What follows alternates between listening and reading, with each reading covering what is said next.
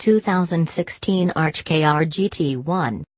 Arch Motorcycles flagship bike brings innovative design, crushing performance and artistic flair together for buyers looking for something, shall we say, a little more exclusive. Proprietary engine management components and an S&S twin-cam V-twin drive the bike with over 120 pound-feet of torque to work with, so it's far from being just a showy curb ornament. This ride is the first fruit born of the partnership between actor Keanu Reeves and self-taught engineer Gard Hollinger. Keanu's influence and star power is reflected in the first two letters of the KRGT1 moniker, but he is far from just being a celebrity face man for a company. This whole project got started when Mr. Reeves decided to build his own bike, and the relationship developed with Mr. Hollinger during this project gave birth to this bike. Sort of. The original set the tone for the production model, but every part was reworked for the limited edition production model. The overall look of the thing is almost steampunk with its ultra-modern Euro Street Fighter frame wrapped around a pushrod actuated V-twin derived from an over 100-year-old engine design. A flat-faced cam cover and low-profile primary drive kind of help tie the engine to the frame, and they accentuate the visual clash of technology that makes this such an interesting bike. Inverted front forks and a smallish, carbon fiber front fender make the KRGT1 look racy right out of the gate. A sport bike-like headlamp houses high-output LED high and low beams, those eye-searing and much-maligned blue headlights, and a teensy wind deflector caps the light can to form a recess for the programmable Motogadget Motroscope Pro digital instrumentation. The split fuel tank halves add up to a total capacity of 5 gallons and incredibly, are milled from billet aluminum. While the shape forms a knee pocket that looks similar to some of Moto Guzzi's current tanks, it has it for a very different reason. It makes room for a pocket between the tanks that serves as the air box with the air cleaner nestled up atop the downdraft intake, a very clean solution to the ugly side breather cleaners we usually see on Harley-type engines.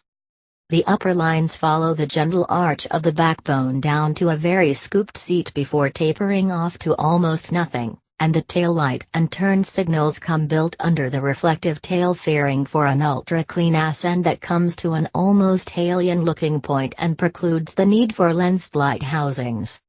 Foot controls can be mounted in either the mid-mount or forward position, but no matter where your feet are, the butt-to-bar line pulls the upper body forward and encourages a cruiser slouch while leaving room to tuck in for a more aggressive posture. Appropriate for a power cruiser model, don't you think? The company's namesake Arch makes an appearance in the tubular steel backbone that stays visible sandwiched between the tanks and defines the upper line shape. Billet steel and billet aluminum parts make up the rest of the single downtube, double cradle frame, and a billet aluminum swing arm with lightweight, titanium axle adjusters completes the standing rigging. Hollow axles and carbon fiber fenders keep unsprung weight down at both ends of the bike, a fact that helps the fully adjustable, 43mm, Allens front forks and fully adjustable, coil-over, Allens monoshock tame the motion at the wheels. Carbon fiber rims mount a Michelin 120/70 R19 front hoop and a massive 240/40 R18 rear. Handling is stable with a 30-degree rake and 5 inches of trail on a 68-inch wheelbase, and surprisingly eager in the corners in spite of the wide rear tire and steering geometry.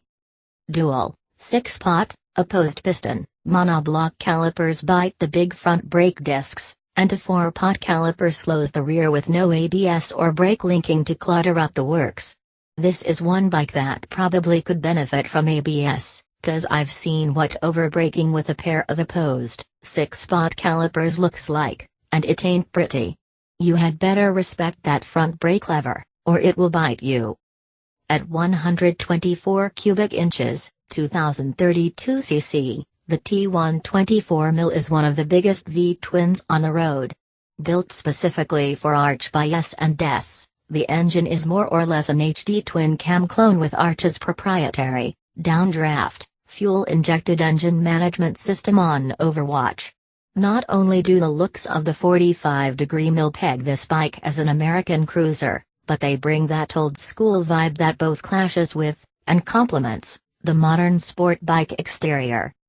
That's not all this plant brings to the table. Oh no, it cranks out a generous 121.7 pound-feet of torque, backed up by 122 horsepower.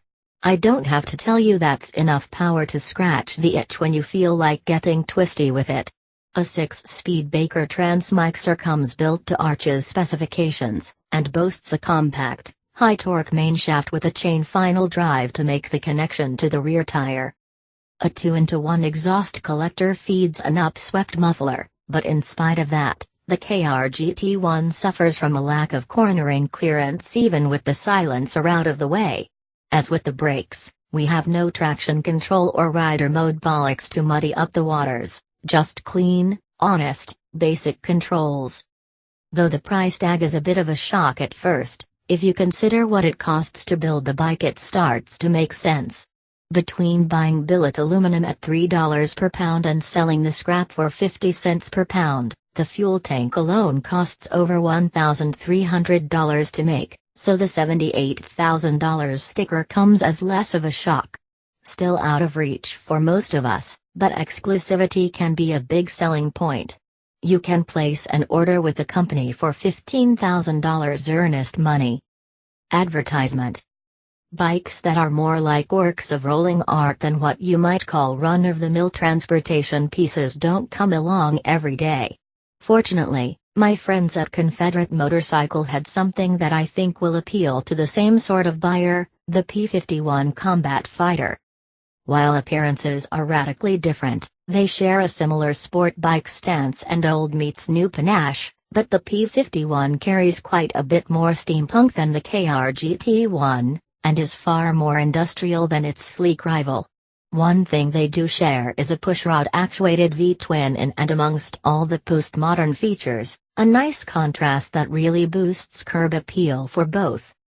The Arch mill runs in a 45-degree V-twin configuration familiar to the US consumer, but the wider 56.25-degree layout of the P51 mill kind of sticks out a little bit. Having said that, it fits the overall look of the bike well enough and brings performance numbers to the table that make aesthetics seem a trivial concern. The P51 cranks out a stump-pulling 170 pound-feet of torque at an amazingly low 2,000 revolutions per minute, and backs it up with 145 horsepower at 5,100 revolutions per minute, quite a bit more than the 122 ponies and pounds from the KRGT1. I would remind the reader that these are meant to be power cruisers, not sport bikes, and both are certainly more powerful than you can fully use legally on public roads, so the power difference shouldn't factor in much here. Another thing that probably won't make a difference to the target buyer is price. At $78,000, the KRGT1 is a bit cheaper than the $125,000 P51, but once a bike transcends into the status symbol realm, such concerns become secondary at best. One thing is for certain, they're both out of my reach, though it doesn't cost anything to daydream about owning one of each. I've been looking forward to this bike, and I like what I see.